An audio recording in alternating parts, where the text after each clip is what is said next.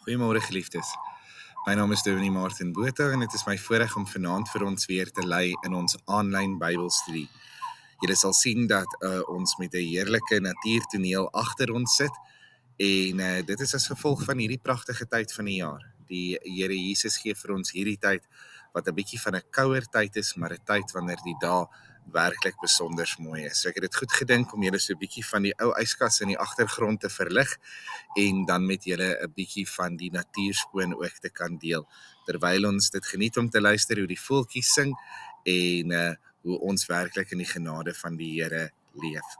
Vanaand gaan ons voort met ons Bybelstudie soos ons elke aand gaan uit die eerste brief aan die Tessalonisense en ek is bitter opgewonde om dit met u te kan deel. Ons behandel vanaand 'n baie belangrike deel van hierdie brief en waar daar ook 'n groot wending in hierdie brief plaasvind, 'n groot verandering en ek is opgewonde om dit met julle elkeen te deel.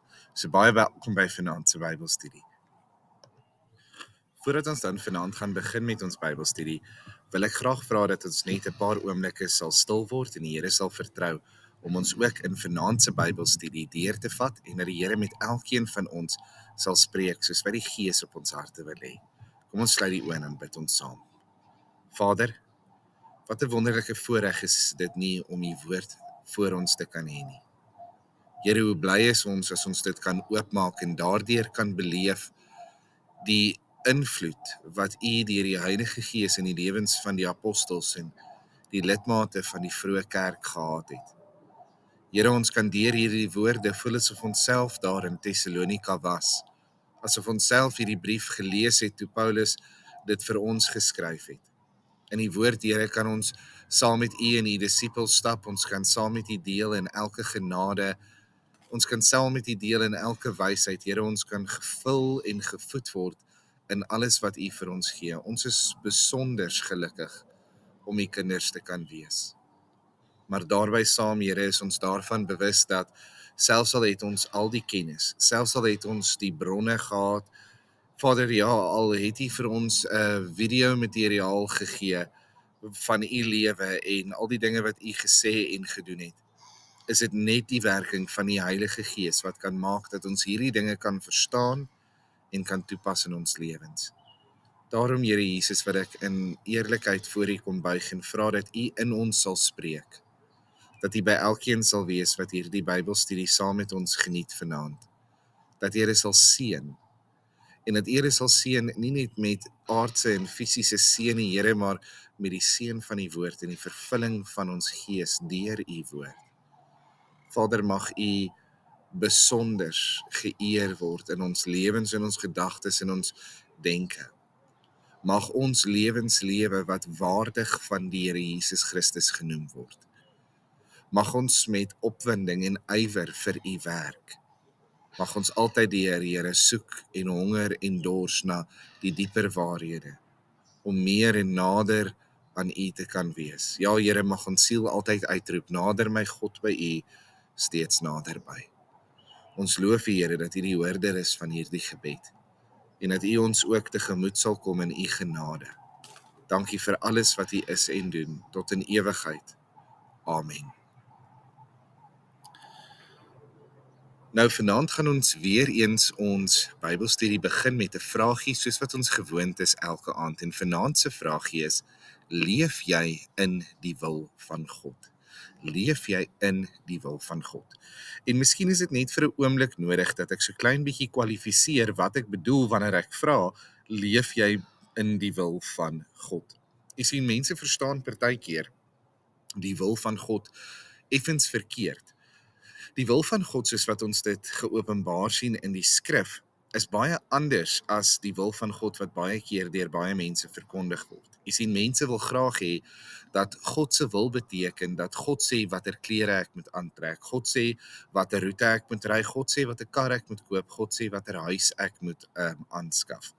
Asof die volkome voorbeeld van heiligheid is wanneer die mens geen meer van sy eie keuses maak nie, maar alles in die hande van die Here los. En dan beantwoord hulle hierdie algemene lewensvrae deur na verse of na ervarings of emosies of gevoelings te verwys.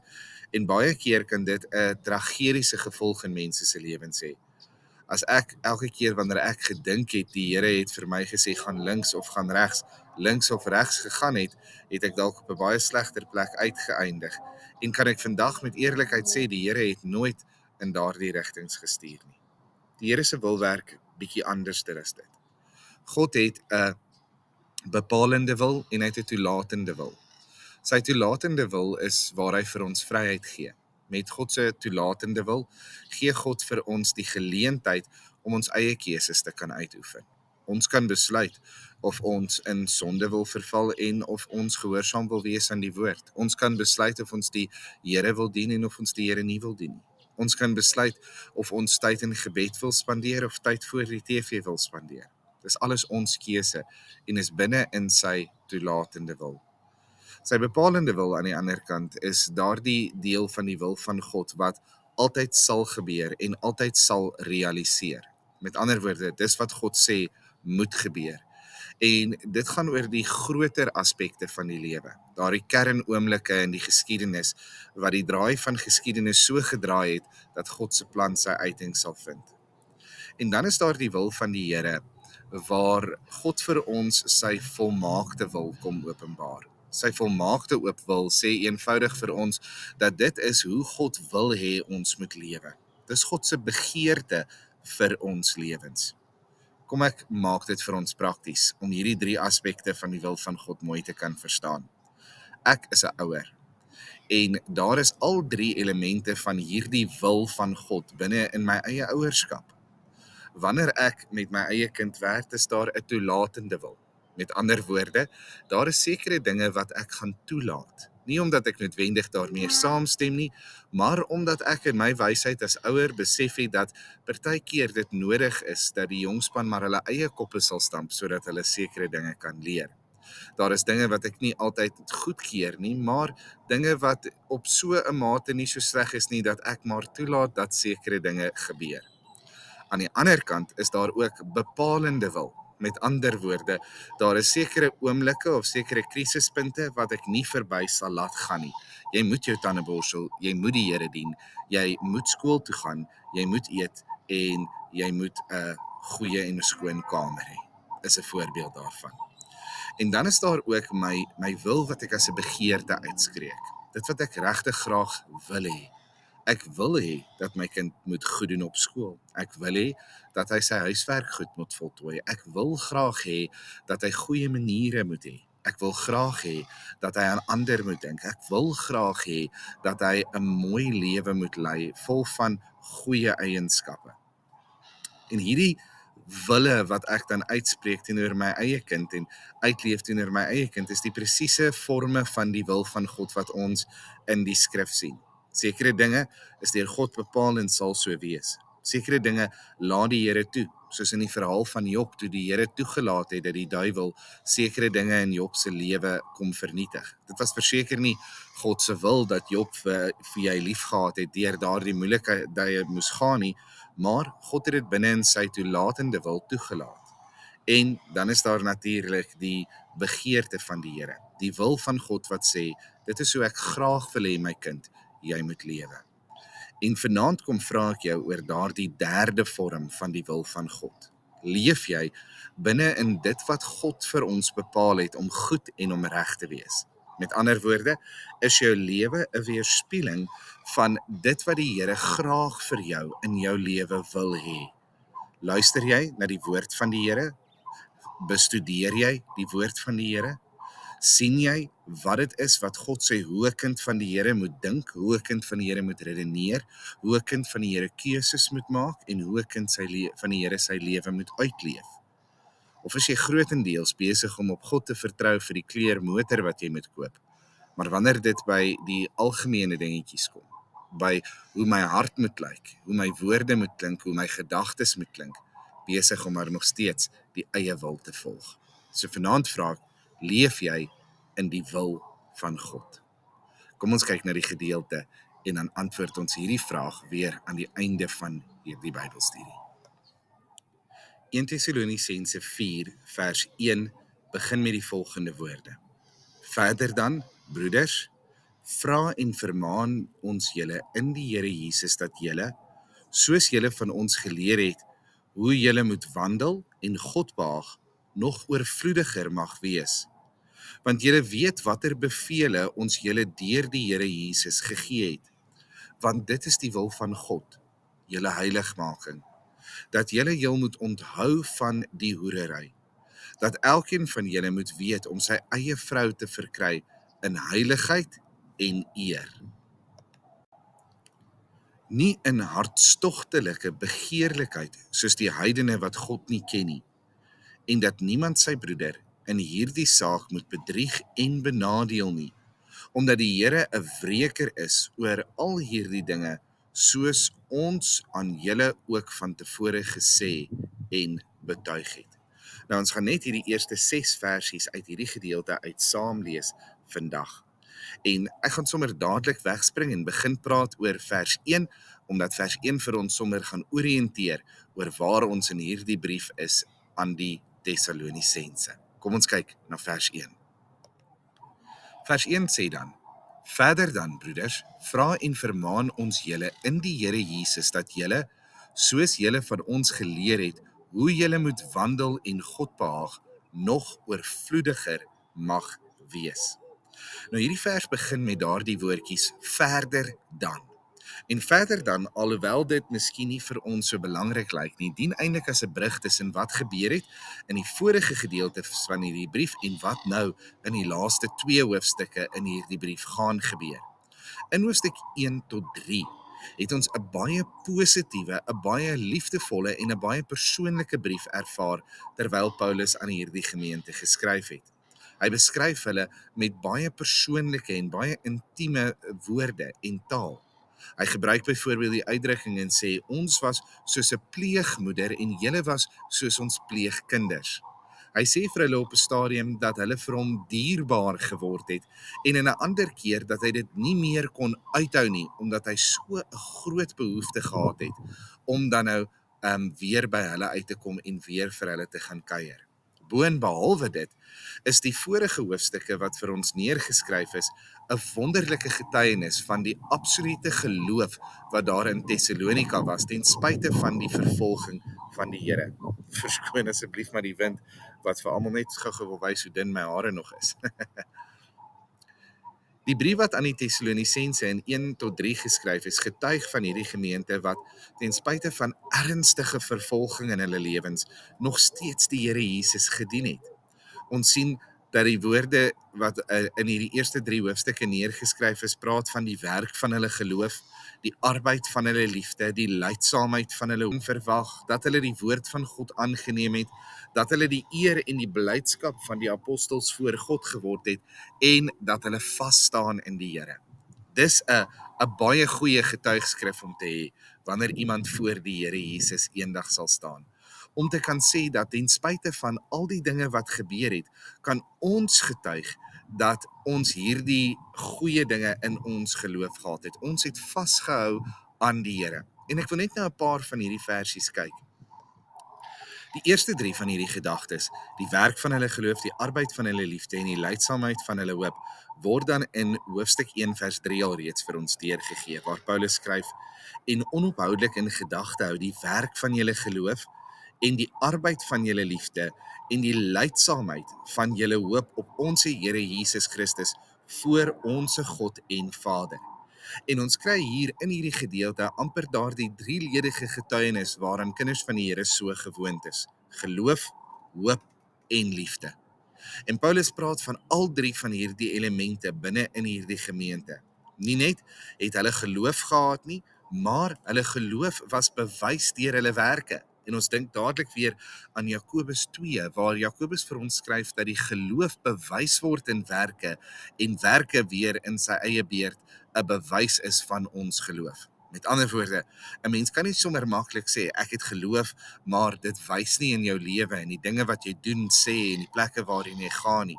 Daardie geloof is net ware geloof wanneer dit uitgeleef word in hierdie wêreld.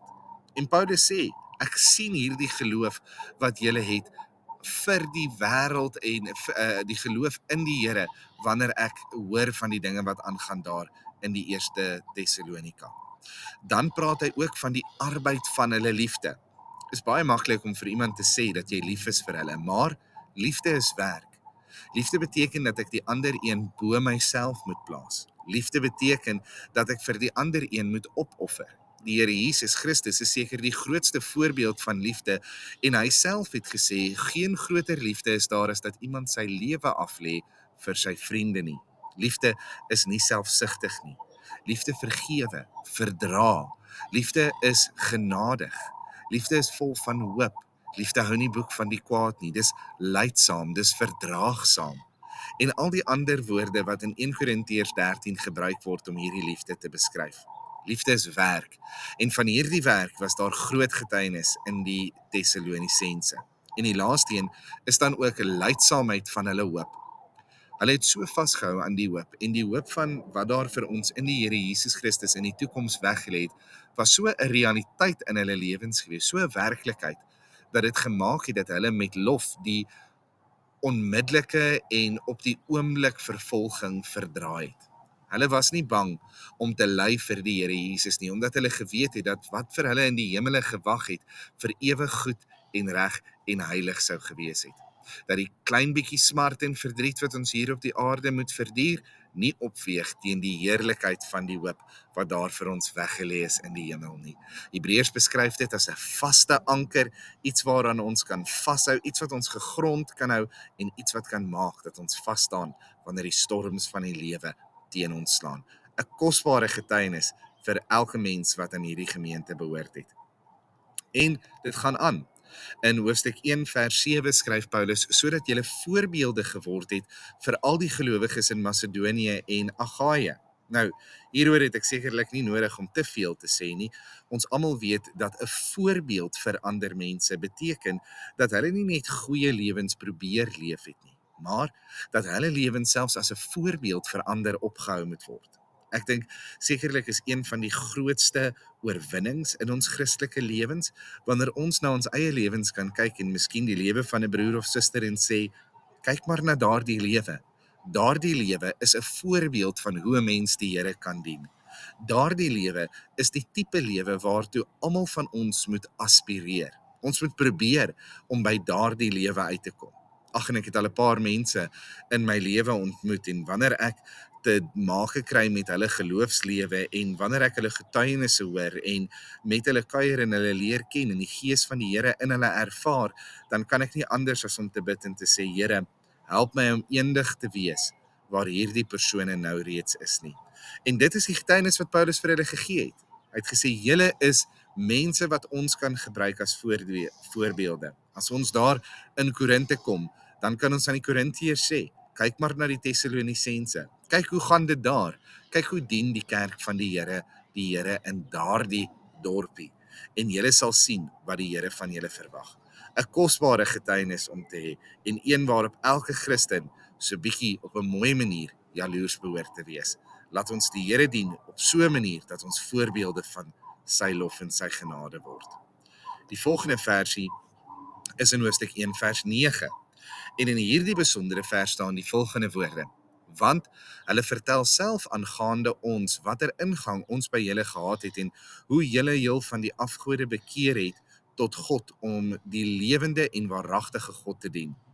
En hier sien ons 'n baie duidelike getuienis dat hulle die Here gedien het. Hulle was nie kinders van die Here wat wou gehad het dat die Here hulle moes dien nie. Nee, hulle het in diens van die Here gestaan. Mens kry dit so baie in vandag se tyd. En in baie kerke en in baie mense se godsdienste is dit die geval. Hulle vra die vraag, wat kan God vir my doen? Hoe kan God my finansies uitsorteer? Hoe kan God my gesondheid volmaak maak? Hoe kan God al my probleme en irritasies en elke klip wat daar in my pad gerol is, hoe kan God dit vir my beter maak? Hoe kan ek die Here gebruik om my beste lewe vandag te lewe? 'n Lewe vol van krag en oorwinning, waarin daar nooit verlies, stryd of hartseer is nie. Die Here Jesus self het nie eers so 'n lewe geleef nie. En dis belaglik om te dink dat hy dit aan elke mens beloof. Veral as ons in ag neem dat ons maar in 'n sondige en gebroke wêreld lewe. Maar hierdie kinders van die Here het nie so geleef nie. Hulle het nie so gedink nie, hulle het nie so gereageer of so geredeneer wanneer dit by die Here gekom het nie. Nee, inteendeel het hulle gestaan en gesê, maar Here, hoe kan ons vir U dien? Wat kan ons doen om U te hulp te kom? Waar kan ons gebruik word? En dis vir my 'n kragtige en sterk beginsel wat ons as kinders van die Here elkeen behoort te handhaaf. Here, wys my waar U my wil gebruik, want ek is ywerig, Here, om vir U iets te beteken. Ek is miskien nie 'n predikant nie. Miskien kan ek nie mooi praat nie. Miskien is dit vir my moeilik om te getuig. Miskien kan ek nie mooi sing nie en voel ek het nie vreeslike talente nie, maar Here, ek weet dat U my nie geroep, gered het en op hierdie aarde geplaas het sodat ek vir U niks kan beteken nie. Wys vir my waar ek aan die koninkryk van die Here kan bou. Waar kan U my gebruik? Wat 'n kosbare getuienis van hierdie mense. En daar's nog meer. Die volgende versie sien ons in hoofstuk 1 vers 10 wat staan, en sy seun uit die hemele verwag wat hy uit die dode opgewek het, Jesus wat ons van die toekomstige toorn verlos. Een van die grootste kenmerke van die Tessaloniese gemeente is hulle ongelooflike en onuitblusbare hoop en verwagting vir die wederkoms van ons Here Jesus Christus. En 'n wederkomsverwagting is baie belangrik. Dis noodsaaklik vir 'n kind van die Here. Sien, dis baie moeiliker om te kla oor die slaggate as 'n mens weet dat dit nog net 'n klein rukkie tyd is wat ons hier tussen die slaggate moet deurry voordat ons eendag wandel daar in die strate van goud. Dis moeilik vir ons om heeltemal te neergedruk te wees deur slegte omstandighede en siekte en hartseer en pyn, wanneer ons weet en onthou en elke dag met die realiteit leef dat elke traan afgevee sal word en elke mond sal bely dat Jesus Christus die Here is en dat ons vir ewig daar by hom sal wees, vol van lof en vol van eer. Wat 'n kragtige getuienis. Ons volgende versie is in hoofstuk 2 vers 13.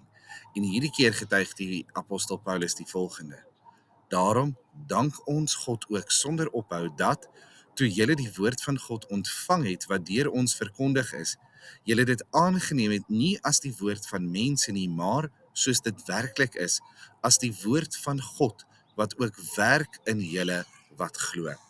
En hier praat Paulus oor 'n baie besondere en 'n baie belangrike eienskap van hierdie kinders van die Here in Tessalonika. Hulle het die woord van die Here nie net aangeneem as woorde wat Paulus gesê het nie. Hulle was nie Christene as gevolg van Paulus nie, maar as gevolg van die kragtige woord van God wat in hulle lewens waarheid geword het en in hulle daardie geloof bewerk het. Hierdie kinders van die Here het aan die ware woord vasgehou en dit was 'n baie skaars ding in die tyd waarin hulle geleef het. Veral as ons dink aan wat Paulus aan die Galasiërs moes skryf, toe hy vir hulle geskryf het, dit verbaas my dat julle so vinnig afvallig geword het na 'n ander evangelie terwyl daar geen ander is nie. Ook aan die Korintiërs moes hy geskryf het dat hulle gesoek het na wysheid en na wonderwerke, terwyl die dwaasheid van die prediking en die woord van die Here eintlik dit was wat vir hulle saligheid bewerk het. Dit word amper skaars binne in Paulus se sendbriewe om te hoor van 'n gemeente wat die woord van die Here aangeneem het en dit in hulle harte gedra het en toegelaat het dat hierdie woord in hulle heiligheid en genade bewerk. Die volgende versie is veral besonder. Hoofstuk 2 vers 19 tot 20 sê, want wie anders as julle is ons hoop of ons blydskap of kroon van roem in die teenwoordigheid van ons Here Jesus Christus by sy wederkoms. Want julle is ons eer en blydskap. Hierdie is 'n baie besondere vers en 'n groot kompliment aan die gemeente. Wat Paulus in werklikheid daardeur sê is dat wanneer die Here Jesus kom en ons almal daarvoor sy groot troon sal moet staan, dan sal Paulus vir die gemeente in Tessalonika roep en sê, kyk na hierdie gemeente, Here. Dit is wat ons vir u gedoen het.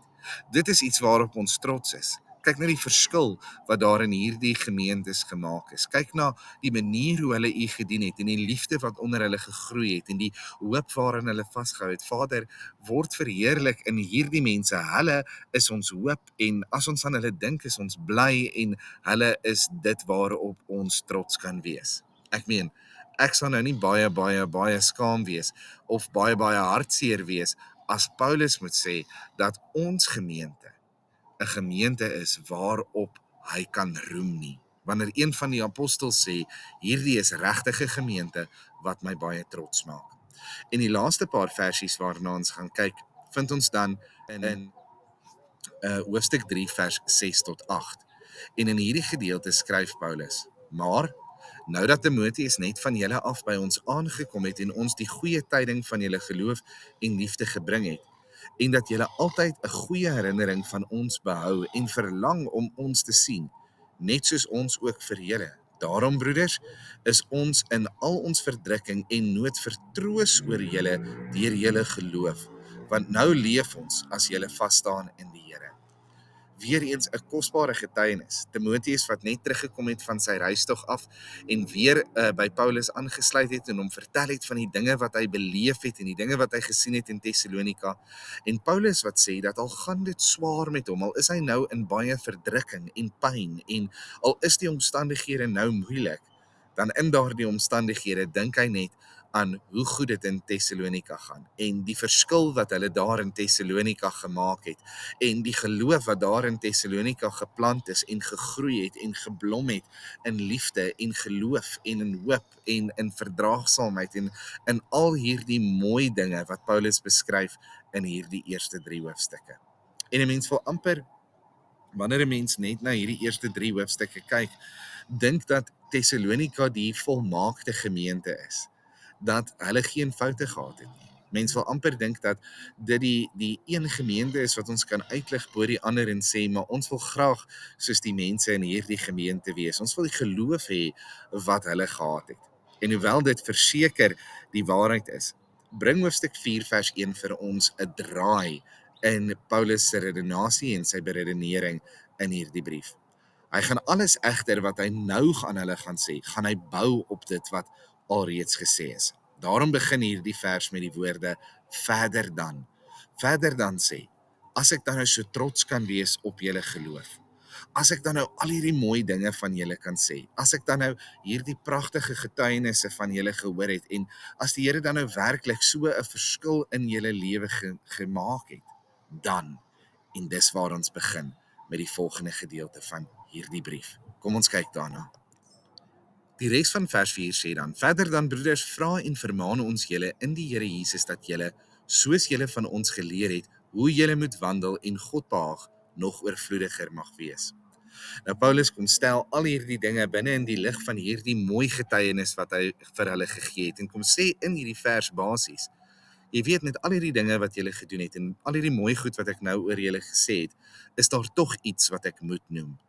En met dit in gedagte, vra en vermaan ek julle. Nou Paulus gebruik albei daardie woorde, die woord vraag en die woord vermaan. En in hierdie konteks beteken die woorde beide kere dat hy 'n versoek aan hulle rig, maar daar is 'n klein klemverskywing by elkeen van die woorde. Wanneer ek iemand gevra het, beteken dit dat ek op 'n baie beleefde manier 'n versoek aan hulle gerig het. Ek sal miskien sê, sal jy my die appel gee? Ek wil baie graag die appel hê en ek dink dit sal goed wees as jy vir my die appel sal gee.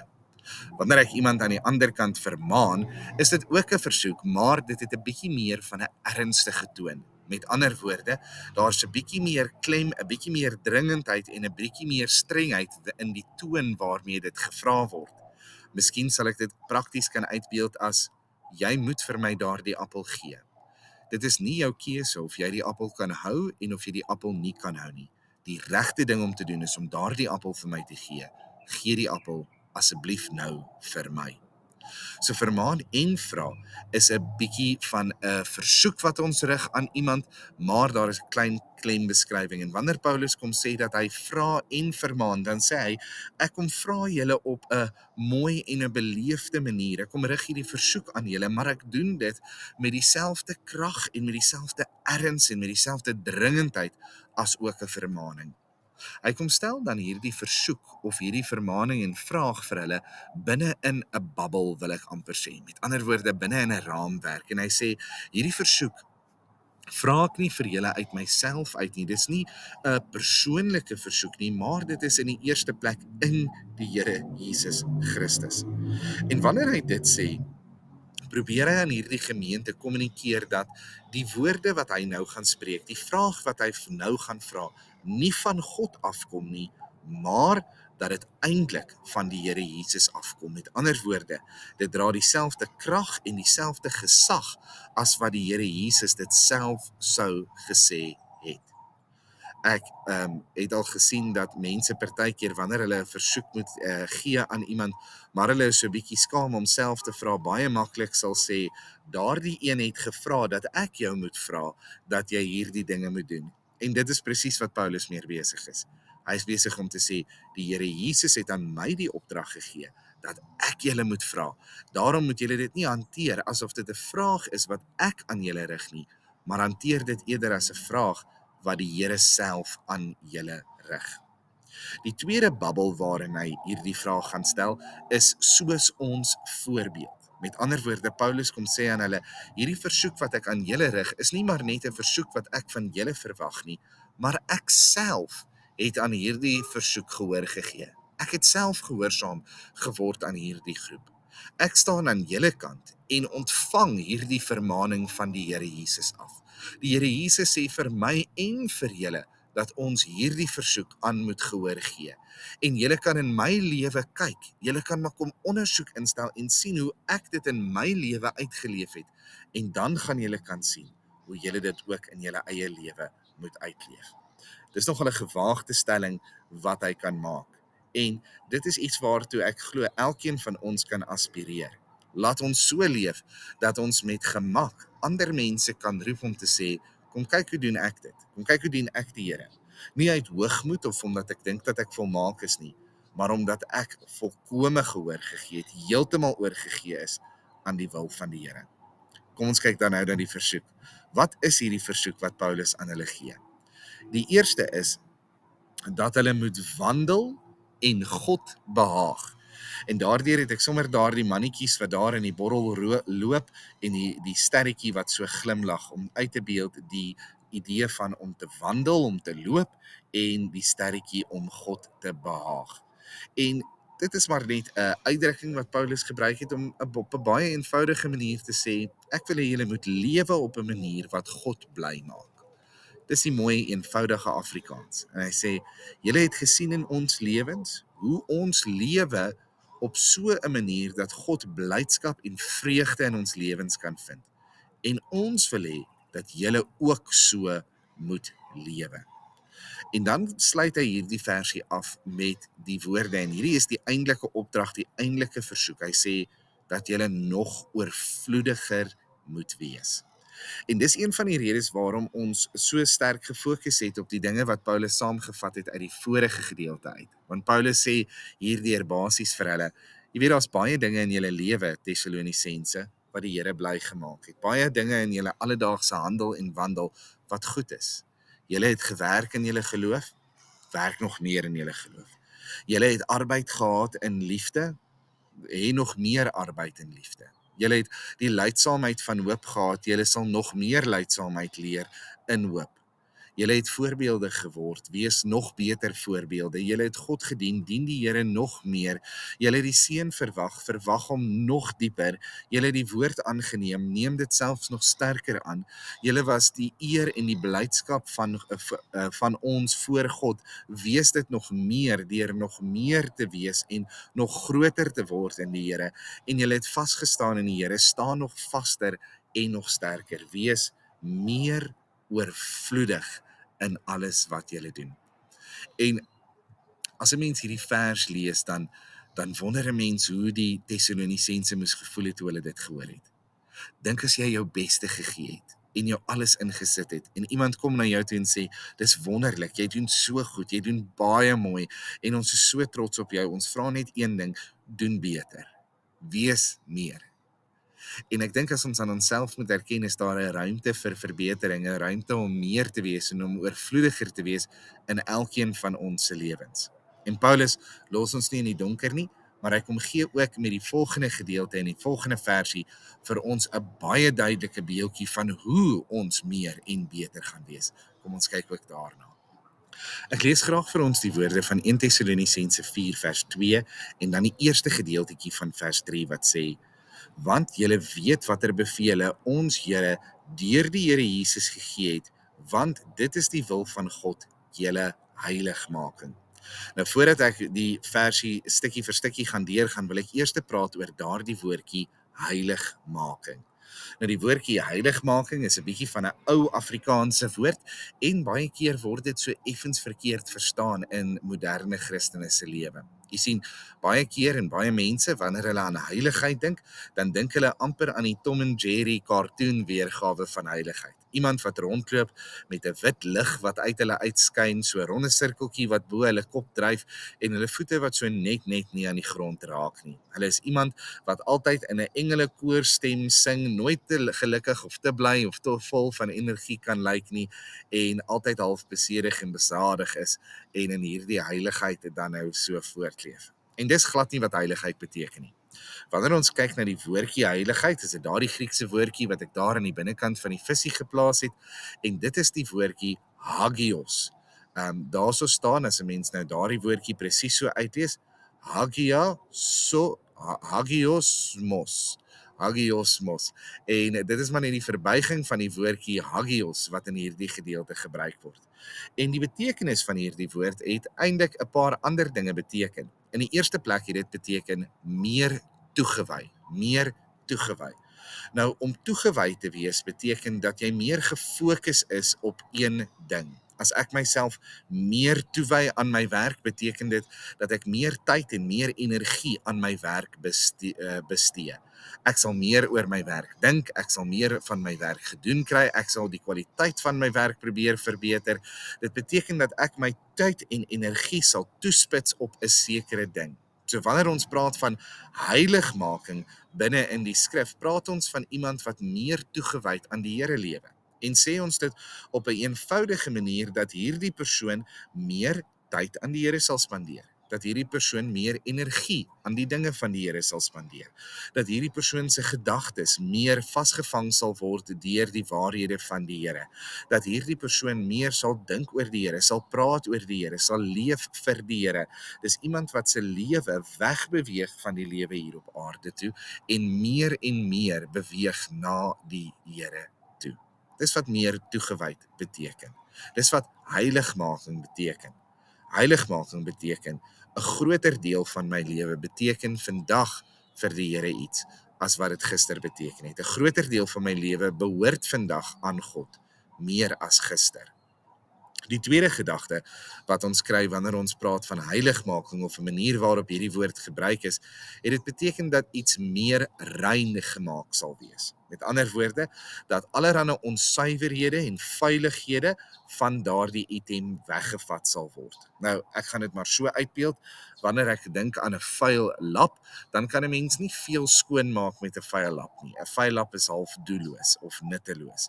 Maar heiligmaking van daardie lap beteken dat daardie lap deur 'n proses van reiniging sal gaan waar die lap van alle onsuiverhede geskraap sal word. Met ander woorde, alles wat nie die lap is nie, word van die lap al weggevat.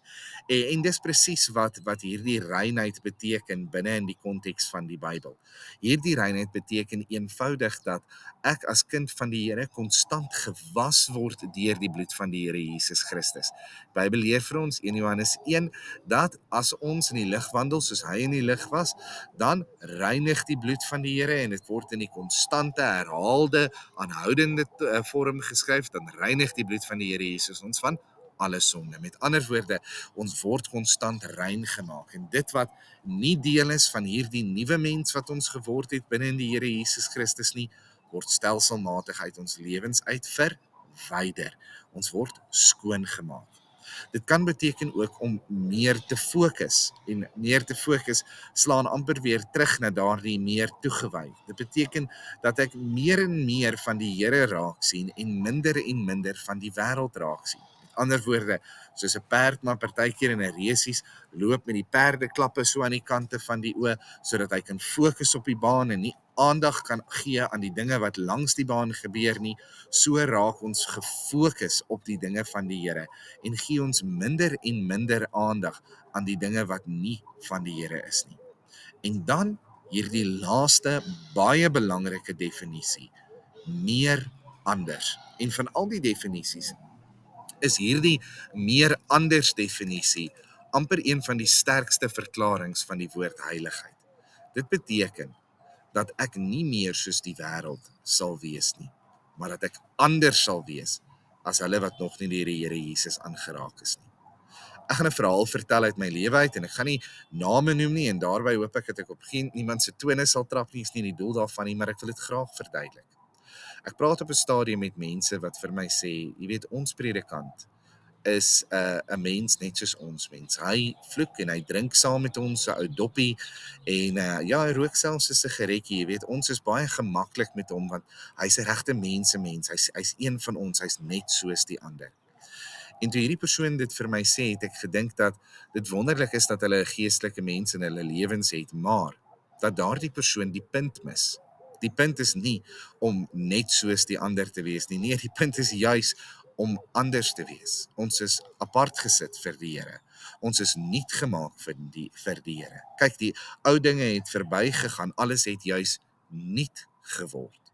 Die slegte dinge, die dinge van verslawing, die dinge wat seermaak en verwoes, die dinge wat ons weet nie dinge van die Here af is nie, moet juis wegval uit ons lewens uit.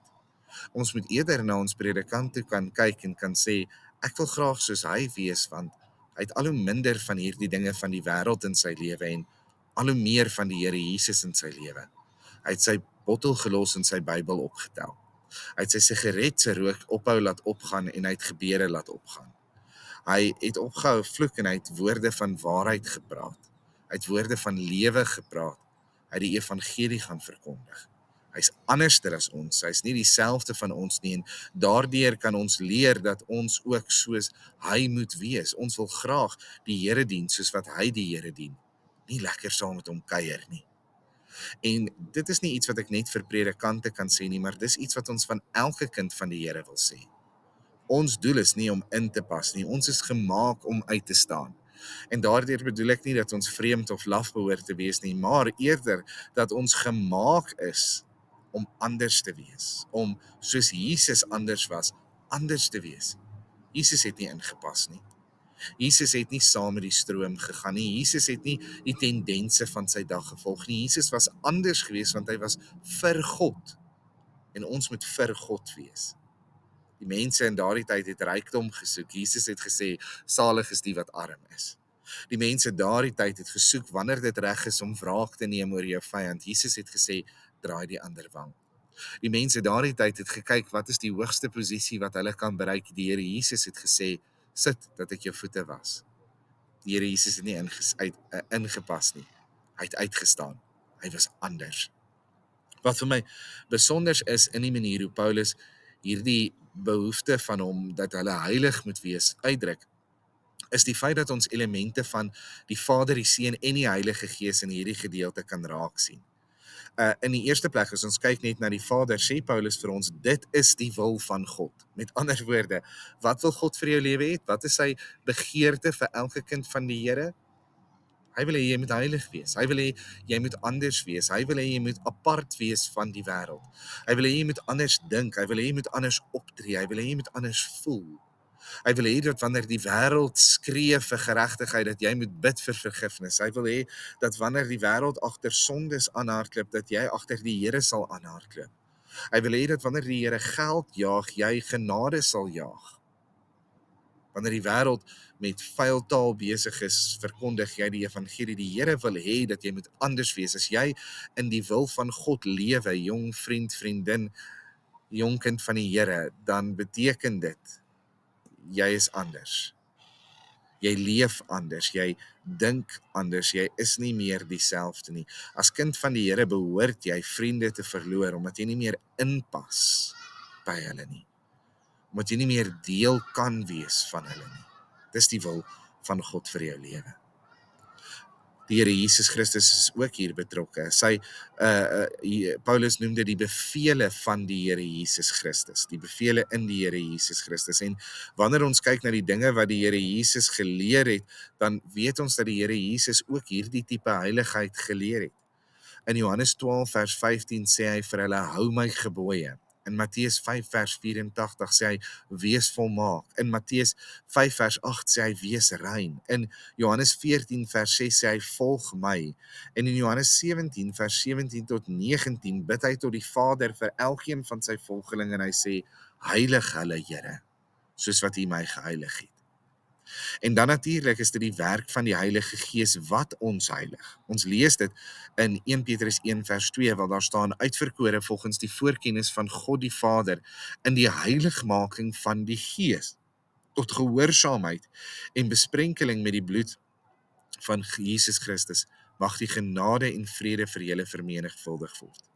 In 2 Tessalonisense 2 vers 1, 'n brief wat Paulus later aan hierdie selfde gemeente sou skryf, lees ons weer, maar ons moet God altyd oor julle dank, broeders, wat deur die Here bemin word, dat God julle van die begin af verkies het tot saligheid in heiligmaking van die Gees en geloof in waarheid. Met ander woorde, dit is die werking van hierdie Heilige Gees wat toelaat dat ons meer toegewy kan wees, wat dit vir ons moontlik maak om gereinig te wees, wat dit vir ons moontlik maak om te fokus en wat op die ou einde van die dag gaan maak dat ons ook anders is as hierdie wêreld. En daarin wil ek amper kom klem lê en net vir ons kom daarop wys dat hierdie so 'n belangrike opdrag is in die skrif, dat Paulus letterlik dit binne in die raamwerk van Vader, Seun en Gees in die kind van die Here se lewe plaas. Die Here het so 'n dringende behoefte dat jy moet anders wees. Dit is so 'n begeerte vir hom dat dit die wil van die Vader is, die opdrag van die Seun en die instaatstelling van die Heilige Gees van die Here. Kind van God, as jy die wil van die Here in jou lewe wil soek heiligmaking. Soek maniere hoe jy meer toegewyd aan die Here kan wees, hoe jy meer vandag aan hom kan behoort as gister. Soek na dinge in jou lewe wat verkeerd is en reinig dit tot eer van die Here. Wees meer gefokus op die dinge van God en sien minder die dinge van hierdie wêreld raak en laat toe dat God jou anders maak as die wêreld. Anders wees gaan nie maklik wees nie. Anders wees gaan maak dat mense jou gaan uitstoot en verwyd. Anders wees gaan maak dat mense jou name noem en spot. Ander mense gaan maak dat mense jou wegstoot en jou vervolg en jou verdruk. En Paulus sê, dis wonderlik as dit gebeur, want dis waartoe ons geroep is. Be different. Be different. Nie op die wêreldse manier waarin jy allerlei vreemde dinge dra, sê en doen nie. Maar wees anders vir die Here Jesus Christus. Dis jou voorreg en jou roeping in die Here Jesus Christus. In die volgende paar versies gee Paulus 'n praktiese voorbeeld van hoe ons dan heilig moet wees voor die Here. Kom ons kyk vinnig daarna. Die laaste paar versies wat ons dan gaan saamlees is 1 Tessalonisense 4 vers 3b tot en met vers 6. En ek gaan dit vinnig vir ons lees. Daar staan, dat julle heel moet onthou van hoerery, dat elkeen van julle moet weet om sy eie vrou te verkry in heiligheid en eer, nie in hartstogtiglike begeerlikheid soos die heidene wat God nie ken nie, dat niemand sy broeder in hierdie saak moet bedrieg en benadeel nie, omdat die Here 'n wreker is oor al hierdie dinge, soos ons aan julle ook van tevore gesê en betuig het. Nou Paulus noem 'n baie erge en 'n baie strak voorbeeld in hierdie gedeelte en hy sê een voorbeeld van heiligheid, een voorbeeld van reinheid is dat jy nie meer in die dinge van hierdie wêreld betrokke moet wees nie. En Paulus gebruik dan letterlik die woorde dat jy nie moet wandel soos mense wat God nie ken nie. Nou, ek het sommer in hierdie program wat ek gebruik ingetik in heiden en toe kry ek nou 'n klomp voorbeelde daar van die Vikings en hulle het sekerlik nie die Here gedien nie, alhoewel hulle nou baie bly lyk in my prentjie daaroor, maar dit is die mense, stel die mense voor wat nie die Here geken het nie. En Paulus sê, julle moenie meer optree soos mense wat nie die Here gedien het nie. En nou gee hy voorbeelde daarvan. Hy sê mense wat met hoerery betrokke is, met prostitusie. Mense wat hartstogtiglike begeertes het. Nou, wanneer 'n mens daardie woorde in die oorspronklike taal gaan neerkyk, dan sê 'n mens, mense wat gelei word deur 'n wellustige passie. Met ander woorde, mense wat maar agter hulle hormone aanloop en doen net wat hulle wil en eintlik hulle self maar soos diere gedra wanneer dit by die seksuele reinheid kom. En dan noem hy 'n baie spesifieke voorbeeld en hy sê ook nie jou broeder kwaad maak of jou broeder bedrieg en benadeel deur sy vrou van hom te steel nie. En ek is seker dat Paulus getuig het hier van situasies waarmee hulle betrokke was. Kyk, die mense in Thessalonika was maar heidene gewees en die heidene het verskriklike dinge gedoen en baie kere selfs in die naam van godsdiens. Tempelprostitusie was iets wat baie normaal was in daardie tyd en jy kon na die tempel gaan om daarmee betrokke te wees. Dit was baie algemeen vir hulle om walglike seksuele dinge te doen, selfs in die publiek in daardie tyd en agter hulle eie welles aan te loop. En dit was ook nie baie onalgemeen nie, soos wat dit ongelukkig maar vandag nog steeds nie onalgemeen is nie, dat die mense mekaar se mans en vroue nie kon uitlos nie. Maar dat die een, wanneer hy nou te veel deur sy eie begeerlikheid gedryf word, die vrou van 'n ander ene gaan vat het en dan baie keer, soos koning Dawid, sommer daardie persoon laat doodmaak het of benadeel het of bedrieg het om dit dan nou reg te kry. En Paulus sê, dis nie die tipe dinge wat ons van die Here verwag nie, en julle moet pas op, want die Here oefen wraak uit oor hierdie dinge. God is 'n God ook van wraak, en wanneer die mense van hierdie wêreld sulke dinge doen, dan word hulle daarvoor gestraf. Kinders van die Here word ook daarvoor gestraf. Of gestraf is miskien nie dieselfde of die regte woord nie, maar kinders van die Here dra gevolge wanneer hulle in hierdie tipe dinge betrokke raak. Baie kinders van die Here sit vandag met gebroke en stikkende verhoudings, omdat hulle dit op die ongeluk van iemand anders probeer bou het. Omdat hulle 'n huwelik moes verbreek het om 'n huwelik te begin en sit met ongelukkige huwelike as gevolg daarvan. Baie kinders van die Here sit met buiteegtelike kinders en daardie kinders betaal baie keer die prys omdat hulle ouers nie die regte besluite geneem het nie, terwyl dit ook nie vir die ouers maklik was om alleen die kinders groot te maak of in die regte dinge besig te wees nie. Wanneer dit by prostitusie kom, is dinge soos seksuele siektes en die emosionele afbreking en afkraking daarvan ongelooflik erg. Ek dink in ons konteks, wanneer 'n mens moet praat soos aaklige seksuele onreinheid, soos pornografie en die geweldige sielkundige skade wat dit aan mense verrig. Maar Paulus sê, kinders van die Here, ek wil nie julle moet in hierdie goeders eers betrokke wees nie, moenie eers daaraan dink nie. Dis nie wie julle is nie, julle moet eerder elkeen sy eie vrou in heiligheid en in eer kry. Eer, met ander woorde, dit moet iets wees waarop julle kan trots wees. Dit moet iets wees wat julle eintlik meer kan spog in die samelewing en sê, maar hierdie is goeie dinge. Daar kom nou 'n redelike sterk reën by hier agter my aan, sê ek gaan vinnig maak. En dieselfde met heiligheid. Dit moet iets wees wat ook aan die Here behoort, iets wat ook anders is as die wêreld. Paulus se hele punt hier is nie om met hulle te beklei oor seksuele onreinheid nie, maar eerder om vir hulle te sê, selfs hierdie dinge, selfs hierdie algemene dinge, hierdie dinge wat maar deel is van menslikheid en van menswees, ek wil nie hierdie dinge onder julle sien nie, want dit behoort nie aan kinders van die Here nie. Julle moet anders wees, en dis sy punt. Nou ja, die weer het so 'n bietjie opgesteek en my herinner dat ek nie oor my tyd moet gaan vanaand nie. En daarom doen ons laaste gebed en oproep nou maar weer hier by die huiskas. Maar ek wil afsluit deur net vir elkeen van ons te sê, dit is jou keuse of jy in die wil van die Here wil lewe of nie. Dit is jou keuse of jy ten spyte van die foute van die verlede vandag die keuse wil uitoefen om die Here te dien en in sy wil te gaan lewe. Die Here se wil gaan nie beteken dat jy weet of jy die rooi of die groen kar moet koop nie. Die Here gaan jou nie noodwendig links of regs stuur nie. Maar die Here begeer vir jou heiligheid. Die Here begeer dat jy anders is, dat jy meer toegewyd is, dat jy skoon gewas is van die sonde, dat jy anders is as die wêreld oor wie die wraak van God mag kom. Vanaand vra ek 'n eenvoudige vraag. Leef jy in die wil van die Here? En as jy vanaand daar sit en jy moet aan jouself erken dat jy nie binne in die wil van die Here leef nie, is dit iets om voor dankbaar te wees en die Here te prys. Want om hom vanaand te vra, om net daardie verandering in jou lewe te bewerk, om hom te vertrou om jou weer in die wil van die Here te plaas, is so maklik soos om jou oë te sluit. So kom ons sluit die oë en vertrou die Here. Vader, help ons tog om elke dag in die wil te lewe. Ons kan nie die besluit maak, Here, maar dit is U Heilige Gees wat vir ons die krag en die energie gee. Dit is U Heilige Gees wat ons dra. Dit is U Heilige Gees waardeur ons lewe. Dit is U Heilige Gees deur wie ons geheilig word. Heilig ons dan, Here, soos wat U heilig is, sodat ons eendag voor U kan staan, vlekkeloos en wit, tot ere van U naam.